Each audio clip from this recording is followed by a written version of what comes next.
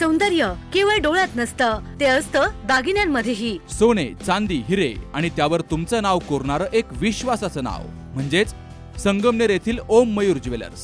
पिढ्यानपिढ्यांचा वारसा असलेले दागिने आधुनिक डिझाईन सोबत आता तुमच्या जवळ. लग्नकार्य असो, सण असो वा खास क्षण, ओम मयूर ज्वेलर्स मध्ये मिळेल प्रत्येक प्रसंगासाठी खास दागिने, खास तुमच्यासाठी.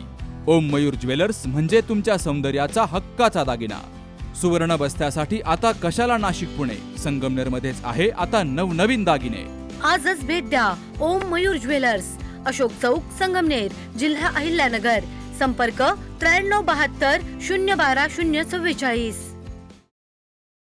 पुराव्यांसह लेखी तक्रारी प्राप्त झाल्यास कुणालाही पाठीशी न घालता जादा दरानं खत विक्री करणाऱ्या विक्रेत्यांवर तातडीनं कठोर कारवाई केली जाईल, असा स्पष्ट इशारा जलसंपदा मंत्री तथा जिल्ह्याचे पालकमंत्री राधाकृष्ण विखे पाटील यांनी दिलाय. तसेच साकूर उपसा सिंचन योजना आणि भोजापूर चारीच्या कामासाठी आवश्यक निधीच्या प्रस्तावाला तातडीनं मंजुरी देण्याची ग्वाहीही त्यांनी दिली आहे. संगमनेर तालुक्यातील विविध समस्यांचा आढावा घेण्यासाठी आयोजित टंचाई आढावा बैठकीत ते बोलत होते.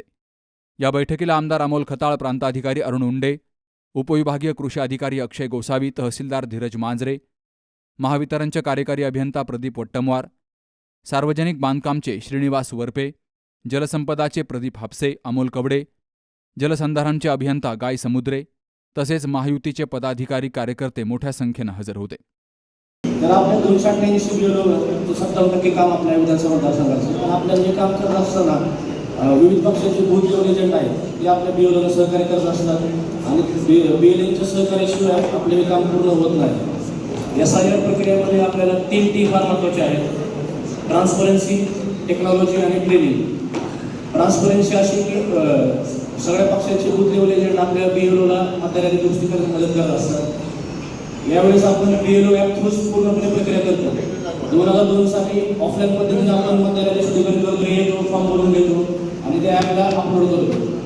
तसंच ट्रेनिंग, जसं आम्ही सुरुवातीला बूथ लेवल एजंटचं आपल्याकडे जेवढे करून आले होते, साधारणतः आपल्या मतदारसंघात शिवसेना 288, काँग्रेसचे 288, BJPचे 256, LCPचे 269 आणि शिवसेना युनिटी यांचे 52 असे 1153 बूथ लेवल एजंट आपल्या मतदारसंघामध्ये प्रत्येक पक्षाला आपल्याला दिलेले आहेत. सुरुवातीला आम्ही या बूथ लेवल एजंटचं ट्रेनिंग घेतलं होतं, त्यांनाही समजून सांगितलं आणि आता त्यांना फील्डवर अडचणी येतात त्यांनाही आपण आमची बीएलओ मार्फत किंवा स्वतः मी प्रत्येक सोमवारी आता राजकीय पक्षाचे तालुका सदस्य मिटिंग घेतो. त्याच्या काय अडचणी असतील ते आम्ही तत्काळ दुरुस्त करायचं काम करतो. महायुती सरकारच्या माध्यमातून ग्रामीण आणि शहरी भागातील विकास कामांना गती मिळाल्याचं आमदार अमोल खताळ यांनी सांगितलं.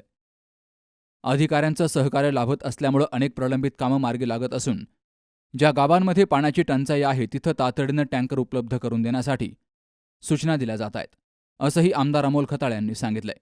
तर गावातील कार्यकर्त्यांनी विकास कामांबाबत जागरूक राहण्याचं आवाहन आमदार अमोल खताळ यांनी केलंय.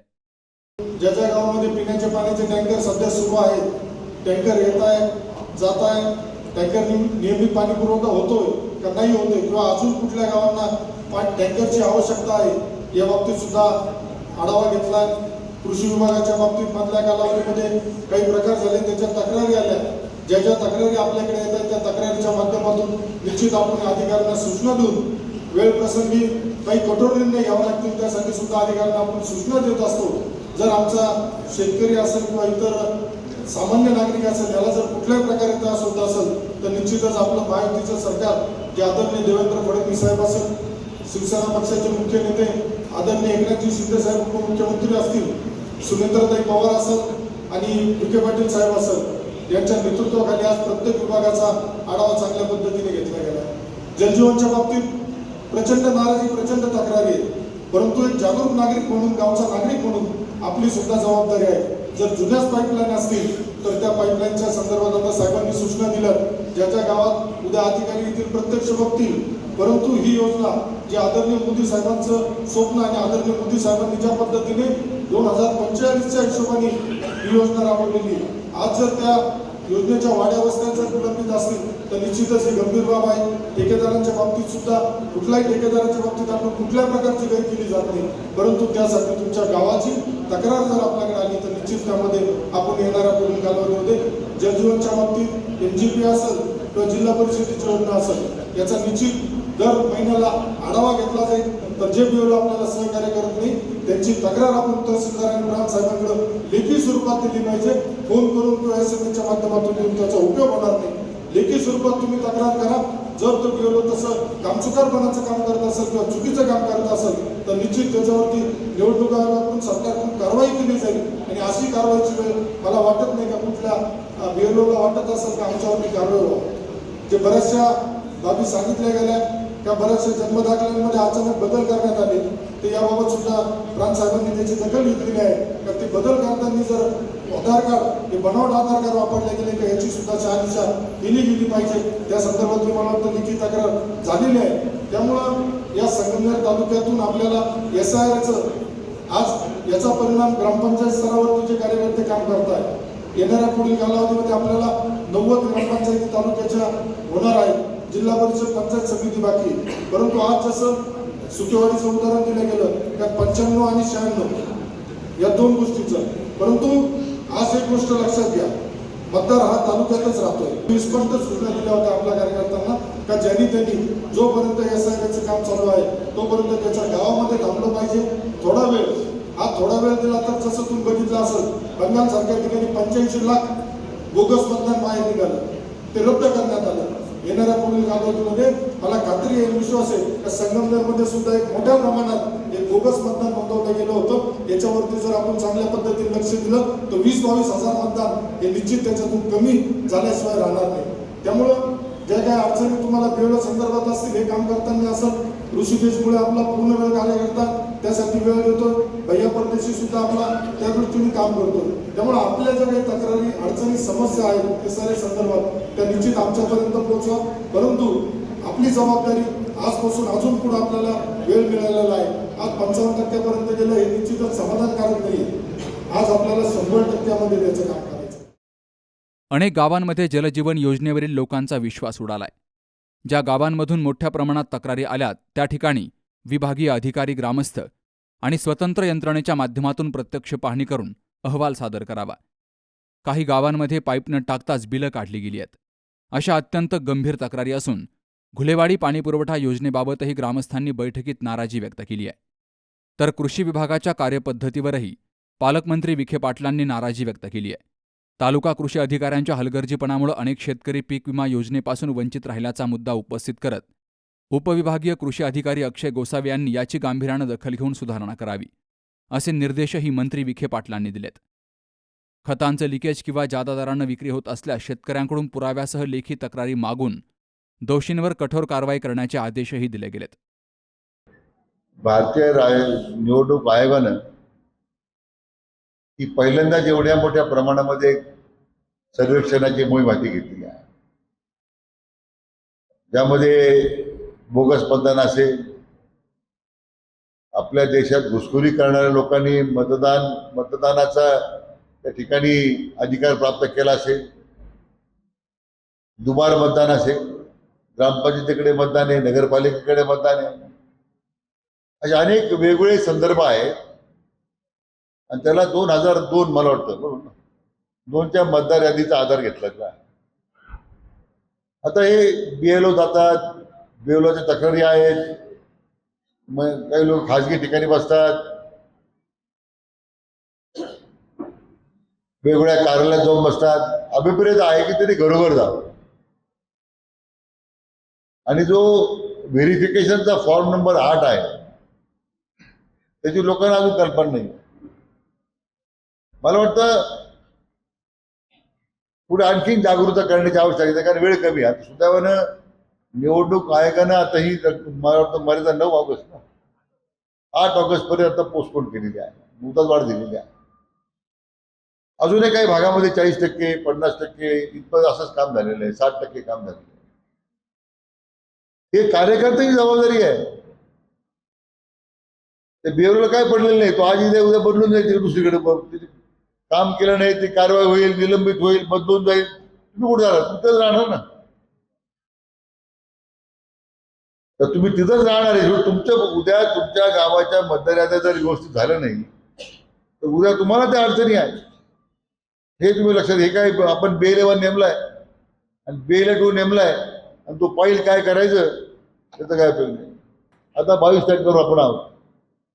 आता परमेश्वराला प्रार्थना एवढी आहे की आता पाऊस परत एकदा थांबला होता परत सुरू करा. तिथे आपल्याकडे झालं तर वर जरी झाला पाऊस तर धरणातून पाणी काढता येईल आपल्याला. त्या रोटेशन चालू करता येईल. लोक काही ना काही पद्धतीने शेतकरी प्रयत्न करत राहतात. त्या दृष्टीने या टंचाईच्या आता जीवन प्राधिकरणाच्या योजनेबद्दल मी बोललेलं बरं. कारण जलजीवनच्या योजना आणि MGPच्या योजना ह्या खरं म्हणजे आपल्या दृष्टीने त्या आता ह्या त्याला काय म्हणावं असं मला माहीत नाही. परंतु जनतेचा विश्वास त्या योजनेवर राहिला नाही. MGPतून पाणी आम्हाला मिळेल, जिल्हा परिषद योजनेतून पाणी मिळेल याच्या लोकांना आता खात्री वाटत नाही. आणि मग आता त्यावर अधिक कसं बारकाईनं त्याच्यावर लक्ष ठेवून त्या योजना कशा लवकर तयार करता येतील, पूर्ण करता येतील. आदरणीय प्रधानमंत्र्यांची भूमिका होती हर घर जल. स्वतः आपल्या राज्याचे लोकप्रिय मुख्यमंत्री देवेंद्रजींनी स्वतः लक्ष घातलेलं आहे.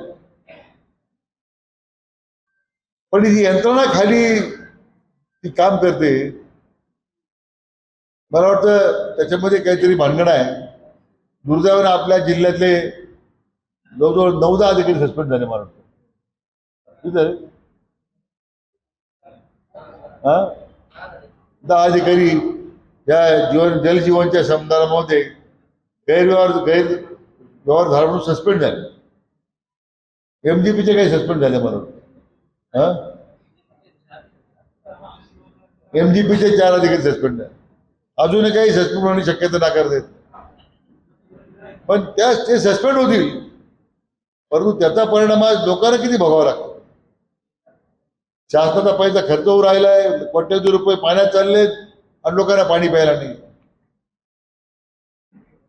ठीक आहे, त्याच्यावरचा आवश्यक ती शासना स्तरावरून कार्यवाही सुरू आहे. अपेक्षा करू आहे की लवकर त्याच्यामध्ये सुधारणा होईल. की आज राज्याच्या स्थापनेनंतर आज महायुती सरकारनं माननीय आपले लोकप्रिय मुख्यमंत्री देवेंद्रजी फडणवीस साहेबांच्या नेतृत्वाखाली आणि आपले उपमुख्यमंत्री एकनाथराव शिंदे साहेब असतील, उपमुख्यमंत्री सुनेत्राताई पवार असतील यांच्या नेतृत्वाखाली आज ऐतिहासिक कर्जमाफीची योजना, कर्जमाफीची घोषणा. त्याच्यामध्ये काही त्रुटी राहिल्या त्या दूर केल्या मागच्या काळामध्ये माननीय मुख्यमंत्री. आता पूर्ण जास्तीत जास्त लोकांना त्याचा लाभ मिळेल. ज्याने नियमितपणे कर्ज भरलं त्याचे मात्र 50-2 लाख किलो म्हणत. तर त्यांची आता आम्ही बाकीच्या माल तुम्ही 2 लाखापर्यंत माफ करणार आणि तुम्ही आम्हाला 50,000च देणार, त्या 2 लाख रुपये किलो. आणि आमचा प्रयत्न आहे, सरकारचा माननीय मुख्यमंत्र्यांचा प्रयत्न आहे की किमान ह्या जुलै अखेरपर्यंत सगळ्यांच्या कर्जमाफीच्या रकमा तुमच्या खात्यात जमा करायच्या, अशा प्रकारचा आपला प्रयत्न आहे. एवढी मोठी ऐतिहासिक कर्जमाफी झाली, याच्यात काय सरकारने पक्षपात केला का? तो ह्या पार्टीचा आहे, ह्या पक्षाचा आहे, त्याला मिळणार नाही असं आहे का? पण आपल्या महायुतीच्या कार्यकर्त्यांनी सुद्धा पद्धती करणे, गावोगावी बोर्ड लावले पाहिजे की नाही? एक माणूस मला भेटला नाही आतापर्यंत की त्यांनी स्वतःहून जाऊन पोलीस स्टेशनात तक्रार केली की आमच्या गावात भेसळ चालू आहे, अमुक चालू आहे, कारवाई करा म्हणून. एक तक्रार नाही. आता कारवाई सुरू झालेली आहे. आता माहिती तुम्हाला विनंती जनतेला सुद्धा की तुम्ही सुद्धा तुमच्या गावामध्ये, शहरामध्ये जी काही भेसळ चालू असेल तात्काळ त्याची दखल घेत पोलीस स्टेशनला ताबडतोब तुम्ही गुन्हा दाखल करा. पोलिसांनी गुन्हा दाखल घेतला पुढे जॉईस होते सोनाने बाहेर म्हणजे आपण सगळ्या जिल्ह्यात मी आता जिल्हा प्रशासनाला सूचना दिलेल्या आहे की पुढे एक तक्रार येणार नाही अशी की पोलिसांनी गुन्हा दाखल करून घेतला नाही. त्या ठिकाणी तो पोलीस स्टेशनचा जो प्रमुख आहे त्या जबाबदार करण्याची जबाबदारी त्याच्यावर निश्चित आपण करतो. आपण तर आता साकूरच्या उपसा सिंचन योजना भोसले 15 दिवसामध्ये आपण मान्यता देऊ. साधारण 100 कोटी रुपये देतो आपण. 100 कोटी रुपये देतो तुम्हाला त्या उपसा सिंचन योजना साकूरच्या. साकूर केटीवेचं रूपांतर बॅरेजमध्ये करण्यात आता मान्यता देतो आपण. त्याला 35 कोटी रुपये खर्च आहे. बॅरेजमध्ये मान्यता करतो आपण. निवंडे प्रकल्पाचे चालू वर्षात आपण जे काही उर्वरित कामं चालू आहे त्याला 100 कोटी रुपये आपण देतो यावर्षी आपण निवडण्यासाठी. बाकीचे काम पूर्ण करून घ्या. आपल्या निवडण्याच्या मागच्या पाण्यातून जे आता रोटेशन झालं शेवटचं डाव्या उजव्या कालमध्ये एकट्या आपल्या तालुक्यामध्ये 240 छोटे मोठे बंधारे आपण भरून दिले. किती? 240. म्हणून तुमच्याकडे पाणी गावांना. आता आमच्या हरिपावणी बुद्धवांडला याचा भोजापूरचा प्रकल्प मंजूर आहे. त्याचं रुंदीकरणासाठी पैसे दिले आपण. आता जलसंधारण तो प्रकल्प जलसंधारण वर्ग केलेला आहे. आता दमणगंगा वैतरणा गोदावरी डीव्हीची त्यातून आपण ते कामही सुरू करतो. आता त्याला परवा मान्य मुख्यमंत्री स्तरावर आढावा झाला. 12,000 कोटी रुपयाची योजना आहे ज्यामुळे तुमच्या भोजापूरमध्ये पाणी येईल. आणि 100% आपण जे लोकांना कबूल केले ते 100% होणार आहे. त्याची काही चिंता करू नका तुम्ही. माझं स्वभाव नाही विनाकारण अधिकाऱ्याला विटील धरायचं, कारवाई करायची, विनाकारण त्याला रागवायचं. हे कधीच मी केलं नाही आतापर्यंत. पण जर लोकांच्या अपेक्षा जर पूर्ण अपेक्षा भागवत असेल, नियमानं कारवाई होत असेल, बरोबर नाही आहे. त्याची दखल घ्या तुम्ही. ताबडतोबीनं या संदर्भात कामात सुधारणा करा तुमच्या. बस आपला अधिक वेळ घेत नाही. एक चांगल्या बैठकीमध्ये चांगली चर्चा झाली, लोकांनी सूचना केल्या तुम्ही. त्या निमित्तानं पुन्हा एकदा विनंती करतो, SIR कार्यक्रम जो आहे त्यामध्ये गांभीर्याने लक्ष द्या. गांभीर्याने तुम्ही भविष्याकडे पहा. नंतर मतदार यादी जर सदोष राहिली तुम्हाला कोणी तुमच्या तक्रारी दखल घेणार नाही. बैठकीच्या शेवटी पालकमंत्री विखे पाटील यांनी मुख्यमंत्री देवेंद्र फडणवीस यांच्या नेतृत्वाखालील महायुती सरकारनं शेतकऱ्यांसाठी घेतलेल्या निर्णयाची माहिती गावोगावी पोहोचवण्याचं आवाहन केलंय. सुमारे 36,000 कोटी रुपयांची कर्जमाफी आणि 48,000 कोटी रुपयांची वीज बिल माफी हे ऐतिहासिक निर्णय असल्याचं सांगत सरकारच्या चांगल्या कामांची माहिती जनतेपर्यंत पोहोचवावी असं आवाहन त्यांनी कार्यकर्त्यांना केलंय. Subhash Bhalerao, C news Marathi, Sangamner. दादा, अरे 7 दिवसावर आले लग्न, सगळी तयारी झाली, पण फर्निचरचं काय? गृहवस्तू भांडार. 10 ठिकाणी फिरण्यापेक्षा आपल्याला हव्या असलेल्या वस्तूंच्या हजारो व्हरायटीज एकाच ठिकाणी पाहायला मिळतात फक्त गृहवस्तू भांडार मध्ये.